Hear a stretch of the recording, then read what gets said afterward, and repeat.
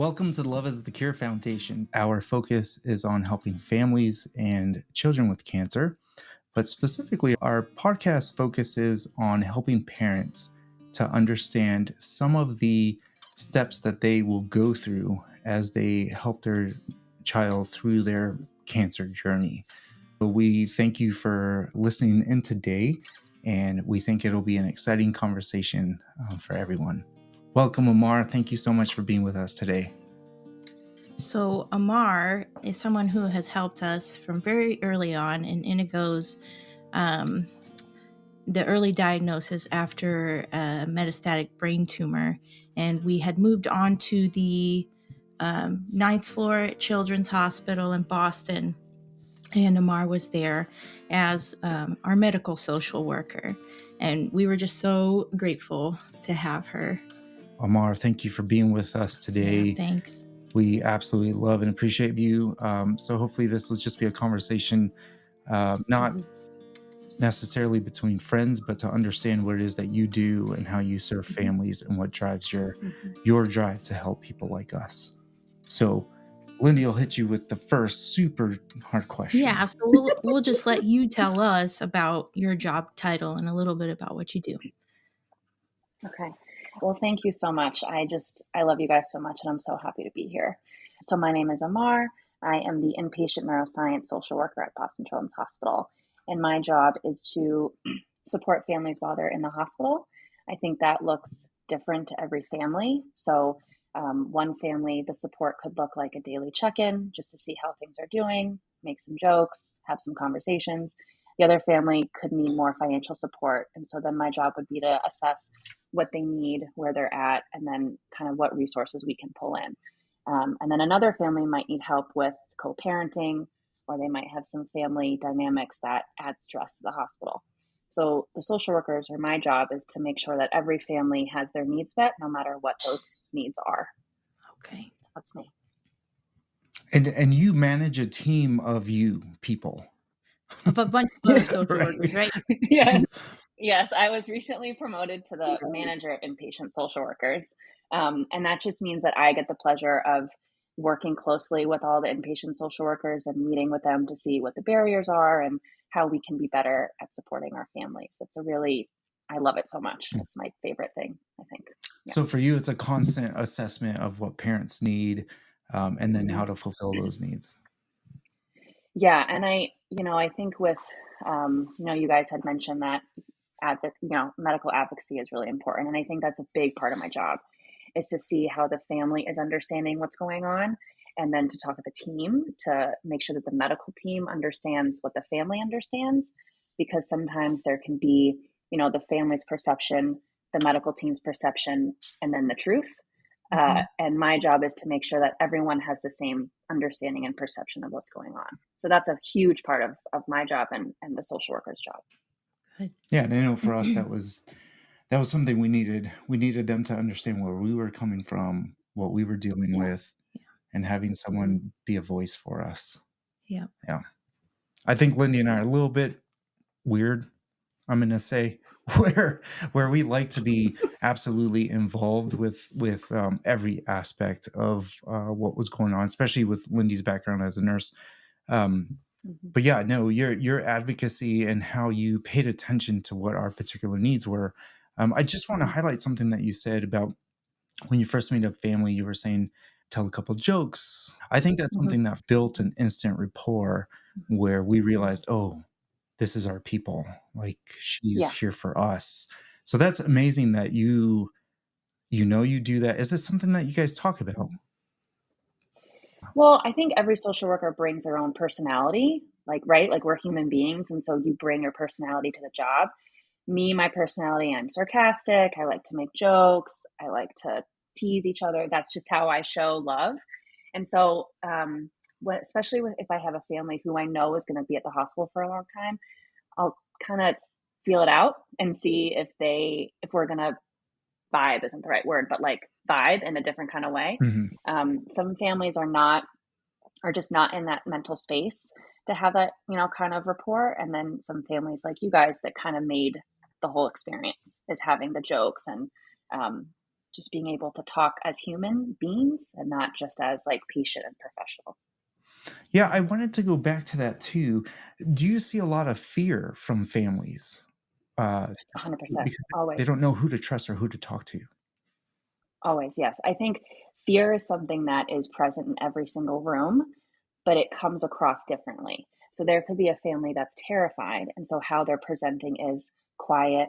We call it withdrawn, which I think is interesting. They might not have a lot of questions. They might just kind of go along with whatever the medical team is saying. Um, they're terrified and they don't really know they don't know what to do with that fear, right? So that could be in one room.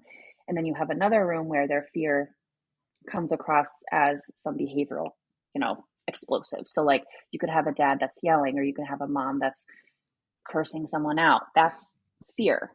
Like there's always a reason for a behavior, and that fear is the whole key for that behavior.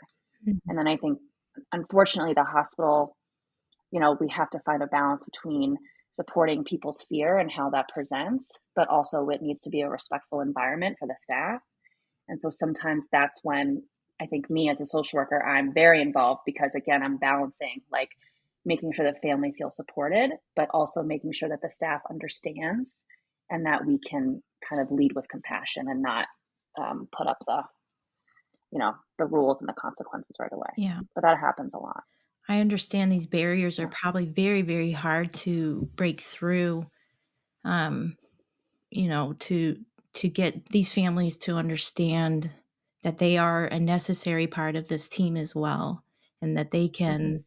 they can participate as well. But how what are some ways that you help them overcome these type of fears? I know it's probably not possible in every case, some people are just Mhm. not open to Yeah. it, and that's fine. But what are some of your strategies that you use to help these people overcome? I think consistency is big for me. So I will go into the room every single day. And every single day, it doesn't mean we have a big, deep conversation. It can just be, how did you sleep last night? Did you have breakfast? Are you thirsty? Like meeting people's basic needs is the cornerstone of building trust. And I think, when residents and nurses rotate so much, I think that's wonderful, but it can prolong the relationship building. But me, I'm there every day. So that's what I do. And what I'll do sometimes is actually a lot of times I play dumb. So I'll say, "Hey, like what's going on with Billy Bob?" or like, "What's the plan?" Even though I know the plan, I'm doing that because I want to assess what the parents understand. And then if the parents are like, "I actually have no idea," then that's a great opportunity for me to say, "Do you mind if I speak with the medical team? I think I want to make sure that we're all understanding what the plan of care is today." And so that's what I do. And then when I bring the medical team back and we have a conversation, the family will see that I was the conduit to their understanding of what's going on with their kid. So that's how I kind of establish myself in my role and then minimize their fear and their mistrust. And so this might be something a little bit difficult for you to assess, or maybe not. What are Mhm. the biggest barriers when you do that and you're clearly trying to set up a relationship as a conduit for them? What are the Mhm. biggest barriers for them? Because if they were upset, if the dad was yelling, if the someone is Mhm. cursing somebody out, what is their biggest barrier to accepting that you are actually their go-between, that you're actually sort of a lifeline for them to speak with whomever it is that is medically in charge? Yeah. I think a lot of people equate like medical social work to Department of Children and Family social work. And so, especially if families have a history of DCF involvement, they can hear social work and immediately not trust me, which I totally understand. Mhm. And so, in those situations, I explain because there's when you've been doing this for so long, you can kind of sense if someone is hesitant about social work. And so then I'll take the extra time to explain. I'll say, I don't know if you've ever had social workers anywhere else in your life, but here at the hospital, my job is to support you in the hospital. I don't report to DCF. I don't report to the police. My job is to focus on you here. And that I think breaks down the barriers a little bit, but it takes time and consistency. So that's a big factor that can come across. And then also, I think, for non-white folks, there's a lot of medical mistrust, and the history is not great. And so I think I'm always cognizant of that, because you never know what family's history is of the medical system. And I think we as employees, we feel really comfortable in the hospital, and it's like a second home to us. But we have to be aware of the fact that most people don't feel comfortable in the hospital. So we have to start with that. And then if you've had negative experiences due to your race, due to your, economic background, it can make it really hard for families to trust us. Yeah. I love hearing that too. That so it sounds to me what you're saying is systemically you are all Mhm, aware of these mhm, differences and you mhm. actively work at making sure that everybody on the team is aware of those differences and those specific barriers that need to be dealt with. Yeah. Yeah. Yep. That's part of the social worker's job, is to be aware of all those different factors and to make sure that we can meet everyone's unique circumstances and needs to make sure that they feel supported. So I'm going to get a little personal here. We have a relationship with you that we in particular feel is very close. I don't know if that's normal. I don't know if that is something that happens often. What do you do when you do get a family like us that develop a relationship with you that, oh my goodness, the Vegas love me, right? And then what do you do when you have a family that goes, I don't want to see you in my room today? Yeah. Because those are obviously two different worlds. And that must be super difficult to deal with when it already sounds like you're somebody that's very quick on your toes. Well, we can say personally, we know that you're You somebody are. that's quick on your toes, but just for everybody else to understand, like, how do you deal with those dynamics? Well, excellent question. You you were special from day one. I'm pretty I don't want to say rigid, but I don't this job is hard, and so in order to protect myself and my emotional sanity, I don't it's hard you can't be emotionally attached to every single patient, because then you will be heartbroken all the time. So I try very hard to, maintain boundaries, but there are some families that you just can't help but love, and they just, Indigo just snuck right into my heart and soul. Um, and that's one of the biggest blessings of this job. But I think it's special. I think you kind of learn over your career which families are really special and which ones you make a connection with, and you just can't fight it anymore. So that's what's happened with you guys. Um, with the families that don't want me involved, there of course there have been families who do not want me involved, and it's hard not to take that personal. But at the end of the day, like, me having a feeling about it doesn't really help the patient and family, and it doesn't help me. So I respect their wishes. So if I go and I do my, introduction, and usually I'll in the introduction I'll say, if you're like, Amar, you're wicked nice, but like, we have enough support, we don't need you, that's fine. So I always introduce that option to families. Um, and if families do tell me, I feel supported, I don't need you, I'll say, thank you so much for telling me. I'm here if you change your mind. I won't come into your room unless you indicate that it's okay. So I think honoring that choice for people is really important. When it's hard is when there isn't a choice. So if there's a DCF situation, then I have to be involved. That's hard, but that's a whole nother conversation. Yeah. Yeah. And that's an important conversation for people to understand that sometimes there are dynamics that you have to be there even if they don't like it. Yeah. Because I think what we all need to understand is that you, whether we like you or not, which we love you, but for other people, you are there for our child's safety. You are there as an observer to not just be an advocate for us between the system, but also you're an advocate for our child. Or at least that's how we viewed you. And I think Yes. that's what you do in that position as well. But that's something that we want to make sure that we convey to other families, especially certain families that do have histories that need to be conveyed. That this is different than being out. This is a Yeah. system that is specifically about your child's wellness, as in Mhm. healthcare wellness. And this sort of is different from just everyday living. And you are the advocate that they should want. That's how we feel Yeah. about you. We are But trying to advocate for your advocate. yeah. We just want Yeah. patients and families to understand that they have these needs. Don't be afraid to access the resources they have at hand in the hospital, because there are people more than willing to reach out and help.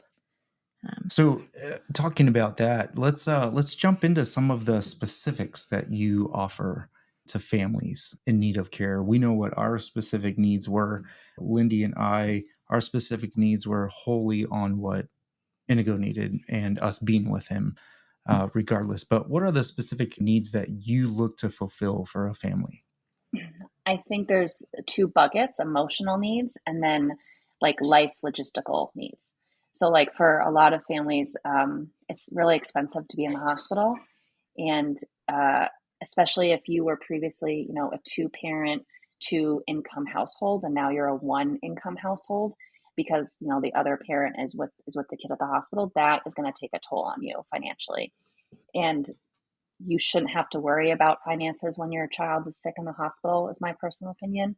Um, but that's unfortunately the bills don't stop. So for resources, there's a lot of like national and local agencies for specific diagnoses. So like the Brain Tumor Foundation is wonderful. Um, there's Iron Mat, which is a great foundation for brain tumors. I could list a couple, but they're kind of leaving my brain at this time. But maybe I can, like after this, I can email you all the foundation so you can put it in the bio for the That's podcast. perfect. Yeah, we'll put it down in the show notes Okay, below. perfect. Yeah. And a lot of those foundations cover rents, mortgages. Sometimes they'll cover a car payment because if the parent has to come back and forth to the hospital and they're not working, they still have to pay for the car and gas and things. But I think for me, the biggest thing is food while you're in the hospital. And at most hospitals, you have to pay for your food. The parents have to pay for their food. Um, and that's something, one of your questions was what I would change in the system. And that's something I would change 100%. I would have free food for parents. Um, but I think from a resource standpoint, there's lots of things your hospital social worker can do. And then they can connect you to community resources. And I think a lot of people, I think you guys actually said this to me once. You were like, we don't want to take money away from a family that might need it. And I think that's wonderful. And also, you're a family that needs it, no matter what your circumstances are. You're in a crisis, and there are resources for you. And I just want families to not feel like it's a burden to take those resources because the resources are there for you. So that's my biggest thing. And then from an emotional standpoint, um, people meet their emotional needs in different ways. So sometimes families might have a therapist that they already know and work with. I encourage people to link back up with their therapist. Some families like support groups. I think that can be hard though because you're in the hospital and you don't want to leave your kid. They do like virtual support groups. I think the Brain Tumor Foundation does virtual support groups, but people can, some people love virtual and some people don't. So I think the social worker's biggest job and responsibility is to meet those emotional needs, however that family finds support from an emotional standpoint. That's why I check in like almost every day to see how you guys are doing. But that was a long answer. No, No, Sorry. perfect. it's fantastic. Okay. We know resources are available, but we wonder how many patients know that. Probably not a lot. Yeah. Probably not a lot. And it's the social worker and the Dana Farber has their resource specialist team. Joe, love Joe. Mhm. His team and then the social work team. We are responsible for telling patients and families what's available. That's our Mhm. job. But I think sometimes there's always room for improvement. Mhm. Yeah, and I think you guys do a fantastic job assessing that too. We did notice a few times we had conversations with different people at the hospital, and it was a constant assessment of Mhm. what are your needs. Mhm. And I think that's fantastic that you guys do that because I think a lot of parents, especially parents that maybe have dealt with the system in the past outside of the hospital, maybe are suspicious of Yeah. either what resources are available, knowing that there are Mhm. resources available, and so Mhm. there's a lot of give and take there. Or they're just afraid to ask or embarrassed or, Mhm. Yeah. ashamed that they might need help. Mhm. Yeah.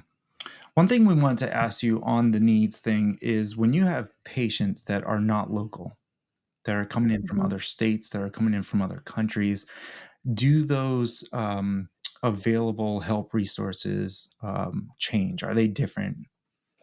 I think the biggest from families that come out of state is accommodations. So, for some of the rooms, only one parent can stay. That's changing though, which is great. All single rooms. Um, but I think the biggest struggle that we have at Children's is accommodations for families who are out of state. So that's something that we're working on. In terms of like resources from a financial and national level, that doesn't change. So any family from any state or really any country really can access these agencies if you know if their kid has the right diagnosis or the diagnosis of the agency. But again, that's all in the assessment, um, and the assessment is really how we find out what families have and what they need and what they might need in the future. But it's definitely harder if you're not a local family because you have your, you know, your home out of state, and then you're trying to balance being at the hospital, and then if you have other kids, that's also hard. So it's a constant kind of balance and speaking with your medical team to figure out how we can help you. So when in our situation, being that Indigo had Mhm. it was a brain tumor, um, Mhm. we obviously get connected right away with Jimmy Fund. And Mhm. once Indigo became stable, we were you guys were kind of tag teaming. We were whether we were Mhm. inpatient or then outpatient, and we were at the infusion clinic at the Jimmy Fund. Um, one of the things that we absolutely appreciated was there was never a lack of someone on your team watching over us, whether we were outpatient and over at Jimmy or inpatient. I mean, you guys are right next door, but we never felt that someone wasn't there. Mhm. There was always Mhm. someone. Can you speak a little bit about how you all continue your care even after we've left? Or is that even a thing? Where's the Sure. bridge? Yeah. Where's the bridge? Well, for inpatient, I'm only inpatient, so I only support families inpatient. But the Dana Farber psychologists, um, I don't want to Darcy. She's like Darcy and Sam. They support families outpatient and inpatient, and so we are in constant communication with them um, about updates and to make sure that the families feel supported, whether inpatient and outpatient. But I think that's the biggest factor of success is the communication between all the teams, and so that's how we ensure that everyone's aware of um, what how Indigo is doing, and he came to clinic and what was happening, and so we're constantly in communication, it, which is important because we don't want families to feel like they were forgotten. We felt the continuity of care was It's beautiful. pretty seamless. Yeah. Yeah. We loved Good. it. Yeah, good. That's the goal. Yeah. That's the goal. Good. Right. Yeah. Yeah. Now, because we were a little bit different, we always wonder if that continuity of care goes to everyone. But we know that that is the goal. We know that you all strive for that continuity of care, or at least we hope that's the situation. We think it is. But we want to make sure that parents understand that we felt that, and we hope that that is the same continuity of care that would go for them in a very similar situation. Moving on to something else that we want to talk about. Um, you manage a team. How do you make sure that all of you um, are doing your job in a way that you feel? In other words, does your personality direct how a person deals with their patients? And I know that's a sticky question. You can't control Mhm. who people are, but the idea Mhm. of you watching over and going, managing your team to make sure that they are doing what they need to do for other patients. I know it's a weird Okay. question. No, it's a good question. If I'm like going on a tangent, stop me. don't like micromanagers. And so that when I took this job or when I was given the opportunity, I was like, you know what, Amar, everyone is doing their best work and we're all human beings and we all make mistakes and that's okay. And so my biggest goal in the manager position is for people to feel like they can come to me whenever they need. If it's a success, if they made a mistake, if they're struggling to form a connection with the family, if they're struggling to form a connection with the medical team, because that happens too. I just want to be there for people and not, of course, like there are times where I have to, lay down the hammer and that's uncomfortable, but necessary. But I think my personality being kind of a laid back, sarcasm heavy, I'm trusting you to do your job and don't make me have to follow you all the time. Like just do your job and leave. Um, I think people respond well to that because people want to be the experts of their craft. And when you have someone who is a micromanager or maybe they're not intending to come off this way, but to me, a micromanager implies that I don't trust you to do the job that you're supposed to do. And people don't like that. I don't like that. So that's what I try to do every day with them. And we have such a phenomenal team of social workers. And I'm just so lucky to be their manager and lead, I guess. Also, like, not everyone's going to like each other, right? Sure. So, like, some people might think I'm awesome and some people might think I'm annoying, and that's totally fine too. Like, I kind of go by life where I'm just going to be my authentic self. And if someone doesn't like me, that's okay. If they tell me they don't like me, great. We'll have a conversation about it. If they don't, then that's fine. And I'll just, it's not a big deal. But, human beings are interesting. So I'm sure there are some folks that are like, ugh, stop talking, Amar. That's okay. I would I don't know. assume you're different than adult hospitals. There must be something that you guys do that remind each other every day. We're at a children's hospital. I know walking in, you're seeing kids, all that sort of stuff. That reminds you too. Yeah. But at some point, you must Yeah. have to be like, remember, we're dealing with a completely different dynamic than if you were working in an adult space. Yeah. Well, I think everyone comes to being a pediatric social worker it takes a special person. And I think every single person has the story of why they want to be a social worker. So for a little personal perspective, I've had, I think, 5 open heart surgeries at Boston Children's Hospital. And so I always had great care and I love the hospital. I've always felt comfortable there. And I knew that I wanted to go back to Children's to be a support for families who are in the hospital like my family was. And that's my driving passion. And I'm pretty sure every other social worker, not only at Children's, but in every pediatric institution has their story of why they want to work in peds. Because working in peds is so special and you just get to just make such lasting memories with families. Yeah, thank you for sharing that. That warms our hearts. Warms our hearts. I'm going to be all emotional over here. But I told myself I wasn't going to cry. So don't make eye contact. Make me cry.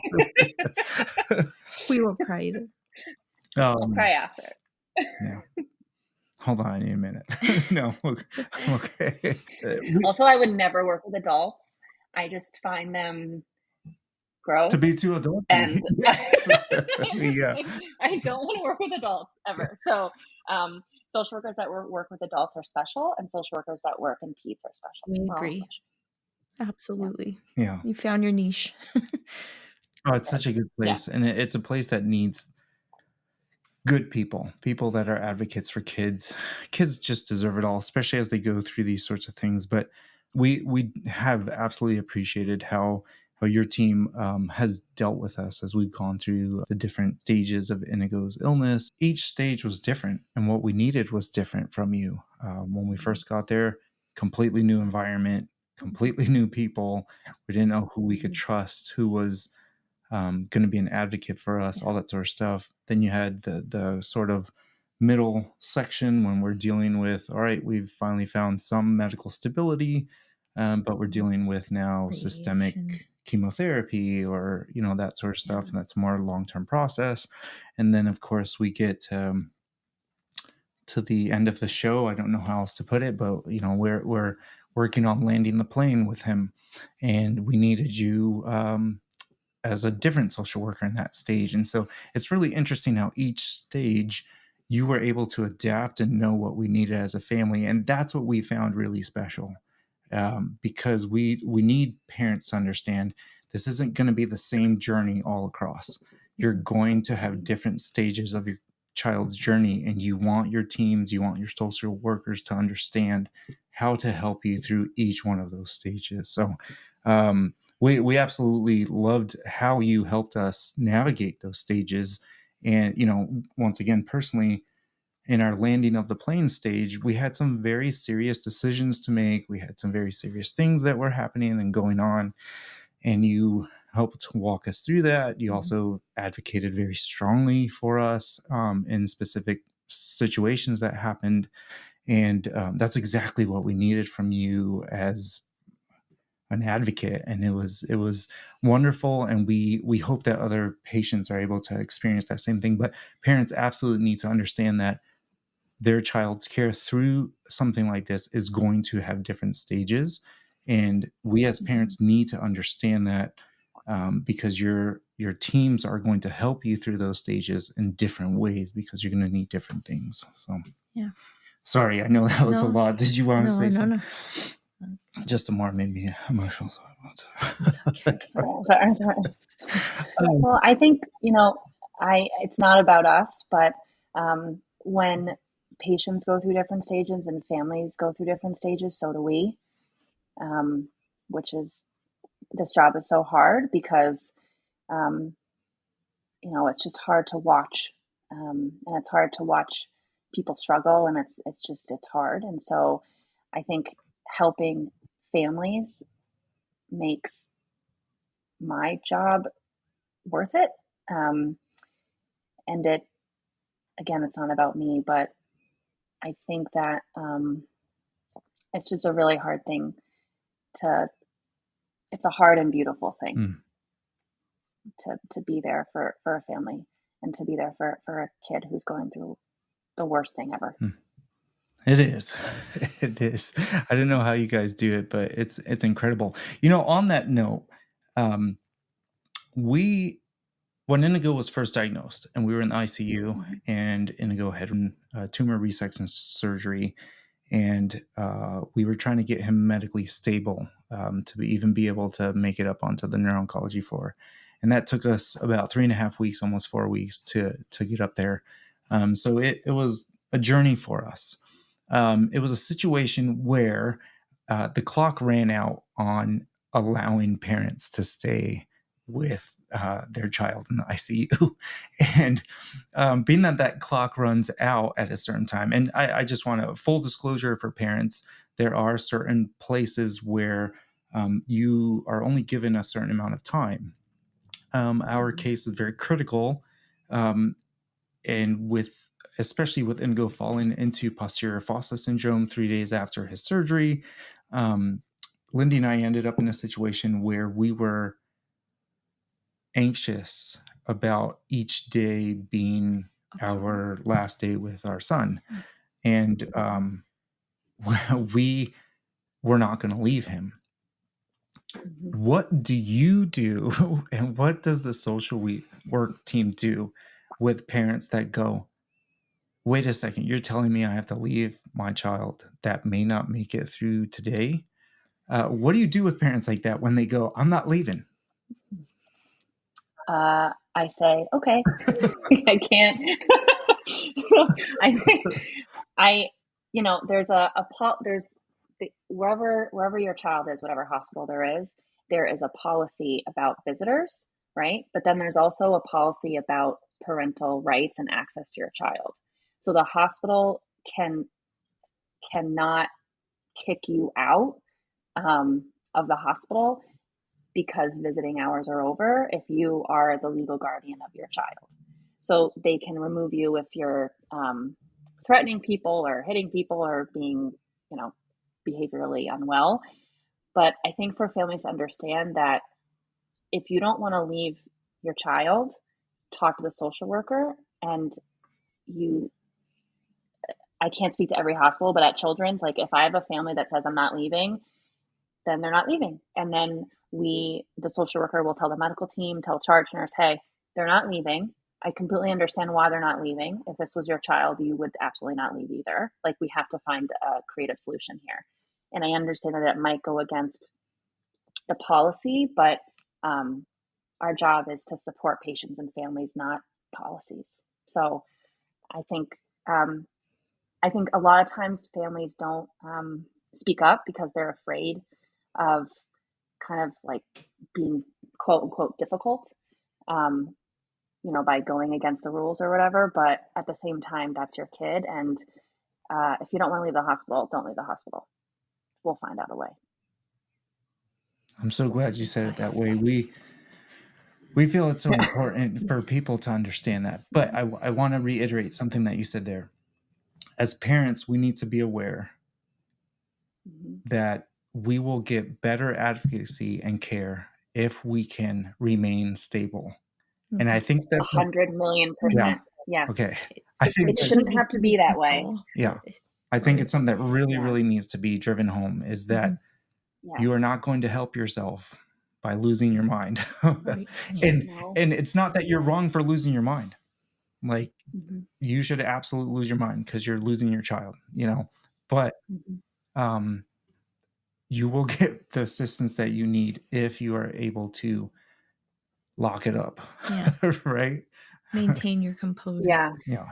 Yeah. It's it's unfortunate that that's how the world works, but it's so true. Um, and I think, and also like not everyone has the coping mechanism or the ability to quote, keep it together. And that's when it's really sad because we're all human beings at the end of the day and we all react to certain stimuli. And if you can keep your stuff together and talk to your social worker, you can freak out on your social worker, that's fine. But if you can, keep it together and talk to your social worker and really explain to them, like, I am terrified that my child's going to die and I won't be here. I have to stay overnight. Like to me, if a parent says that to me, it's over. I will do whatever humanly possible I can to let them stay. Mm. And like telling the hospital they're staying, that's not really a question. Yeah. Yeah. I think that's something that we needed to hear and um we wanted to try to tell other parents is that Mhm. there are services for you. There are people that will advocate for you, but you need to exhibit self-control. Because once you do not exhibit self-control, you lose the opportunity to make the call for yourself. Because then the Mhm. system will remove you. This is because they need It's to be, true. they need to keep the environment safe. They need to so yeah, thank you so much for explaining that, Mark, because I think it's important for parents to understand that you can be with your child, but we need to have self-control Mhm. through this. And you're right. This is it's ridiculous to even have to say you have to have self-control over yourself while you're losing, something Mhm. so big to you, but it's important. It's important because there's other people around you too that are there for care, and the Mhm. system needs to feel that you are a safe person Yeah. in that We have space. to maintain a Yeah. safe environment for Mhm. everyone. Mhm. So we were never Mhm. kicked out at the ICU. No, Let never. me reiterate that in the ICU we No. were not kicked out, but every week that went on, it was explained to us that the time was coming There's a where constant pressure yeah like looming over us that we would have to separate at some point. yeah. And so, It's with that just in mind, we would have Lindy and I would have those conversations next to Indigo, and we would say, "What do we do? What's the situation here?" We were told a really nice, I think it was the nurse manager in the ICU. He came over and talked to us, and he let us know that there's a parent sleep space at the time, which I Mhm. don't think is at Children's anymore. Is that correct? Correct. It's gone. Okay. Mhm. We were told about parent sleep space, and we just gave a thumbs up, but we just weren't leaving his bedside at that time. We were Mhm. not in the emotional space that we could, Mhm. and we were never forced at that time to do it. So we ended up moving on to the neuro-oncology floor. Um, the very first night, once again, that same nurse manager took us up we met our lovely nurse, Sam, and for the first night, I think it was like at 2 o'clock in the morning, and they said, "Wait, are both of you staying up here?" And we said yes, and the ICU nurse said, "I can get a sleep space for one of you," and we said, "We'll figure that out in the morning," and so we didn't. Um, and so we got to meet Amar the next day and make a lovely acquaintance and had a lovely conversation about what was available to us. And Amar, you were so gracious in helping us walk this path, so we can't thank you enough for that. As we come to the end here, we want to ask you just a couple of our questions here. Yeah. So I know you've probably discussed maybe a little bit about this already, but what are some of the most difficult elements of your job? I think what's really hard for me, I won't speak for all social workers, is when I see a family and the medical team just not connecting. Like there's just a disconnect between them. And that's really hard because the all of our goal is the same, which is to make the kid feel better and to do everything we can for the kid.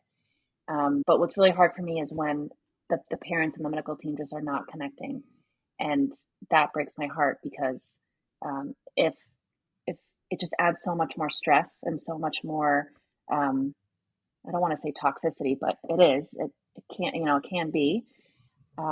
That's really hard. And so that's, I think, the biggest struggle that I deal with and that social workers deal with. Because usually the social worker and the family have a different relationship than the family and the medical team. It's just we have different jobs, we have different, agendas. We're totally different. We kind of view families in different ways, and so usually there's a difference in relationship, and it really breaks my heart when I see that relationship is not as secure as it should be. Um, the other devastating part of my job is when patients pass away. That's really hard. Um, and then the other hard part of my job is to make sure that I'm treating every single family with the same respect, compassion, and patience. And that can be hard because the job's hard and I'm a human being too. So that's hard sometimes. Absolutely. What do you find most rewarding about your job? These are all super loaded questions, but what do you find most rewarding, Amar, about your job? Bell with the Vegas? No, I'm annoyed with you because I'm starting to cry. We have a lovely um, Taco Bell relationship with Amar, by the way, that none of you will know about, but it's really special. the most rewarding parts of my job are the connections and the families. And speaking of Taco Bell, the Taco Bell painting creation is in my reading corner in my bedroom. And I look at it every day and it makes me so happy. um, but it's the families, it's the memories, it's the connection. That's the best part of this job. And that's what makes me come back every single day, honestly. That's, that's special. And the last question we'll ask you, which is more loaded than the others, is what can the system Oh, do good. better to serve children? I know Okay. there's a list, but Let's go. Let's go. um, we need to meet people's basic needs. So families need to be fed. They need to not have to worry about how they're going to pay for food while their child is in the hospital. They need to have shelter. So families shouldn't have to worry about where I'm going to sleep because only one parent can sleep in the hospital. That's ridiculous to me. Um, and I think, families need to feel that they are acknowledged, heard, and seen every single day. And that part's a little tricky because humans are tricky. Um, but that would be my goal, is to have every single patient and family have all their needs met, have their food taken care of free, have their shelter figured out so that they don't have to worry about where they're going to sleep, and make sure that they have an excellent relationship with their medical team. That's what I personally think could be improved. But maybe when I'm the boss, I'll change those things. I think as parents, we don't understand how difficult it is to move a huge system Because besides children's, you're also connected to what, like 5 other hospitals, all in the Yeah. same, Yeah. and it can be difficult to get the machinations of that machine to Mhm. change systemically to meet all of our needs. But I think it's important, as child advocates, that you are always looking at what those needs could be and how Mhm. time changes what those needs are. I think that's so important. Yeah. So a quick rundown.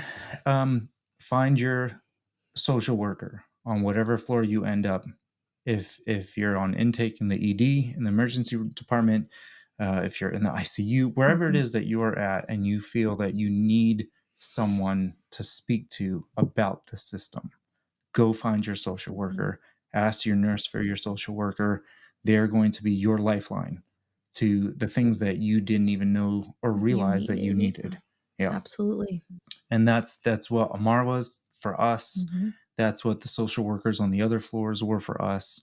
And it ends up in a situation where we ended up on different floors at different times for intakes. And Amar doesn't work on that floor, but Amar would show up to say what's up. And so um, that's especially with children with cancer. That's where you want to be with your social worker. You want Mhm. you want them to be involved with your care, because your cancer journey will have different stages, and you need them to understand what those stages are and what your needs will be. Yeah. So go find your social worker. They will help you navigate those Yeah. things. Don't be afraid to ask. Mhm. They're your voice to the nursing team. They're your voice to the medical teams. And from what we understand, once we landed the plane with Indigo, you were able to at least communicate with the team and close that door for the team as well. Is that right? Yeah. Yeah. Yeah. So Correct. I Yeah. that's what you do for the cases. So I think it's important for people to understand um, the role of social work and how it is vital to patient care and you living in the hospital daily. Mhm. So, Amar, we want to thank you so much for talking with us today. You know how much we love you, but it's even more important the amazing work that you do in your position. We love your attitude and your sarcasm because it fit our family so well. Indigo's spice and who he was. When you walked in that room and we realized who you were, we knew that you were a godsend for us, and that we honestly feel that we are placed with the people that work best with our particular personalities, and you were that for us. You are our people. And we can't thank you enough for the work that you do and your team as well in that hospital with so many difficult cases. So we just appreciate you. Thank you. Yeah. Thank you. It's my absolute pleasure to be here. Absolutely. Thanks, Amar. Thank you. Thank you. That was our show for today. Thank you for joining the conversation. We hope that in listening to our conversations, you will be able to glean information that can be useful for you. If you find that the Love is the Cure Foundation's podcast would serve someone you know, please share our content and support our cause. Our desire at the Love is the Cure Foundation is to help children and families as they navigate a pediatric brain tumor diagnosis. Our experience is with Indigo's brain cancer diagnosis. Some of our conversations may be specific to brain cancer and the residual effects. That being said, through these conversations, we hope to impart practical information that may be useful to a family that may need it as they journey with their child through a pediatric cancer diagnosis, brain cancer or otherwise. Our conversations will continue as we speak with people from different disciplines within hospitals and other cancer situations. We are a nonprofit charitable organization. If you would like to donate to help the Love is the Cure Foundation, please go to our website, loveisthecurefoundation.org, where you can donate and also read about our story and the outreach that we are doing at the foundation. Thank you. And as we say here at the foundation, go love on someone. We all need it.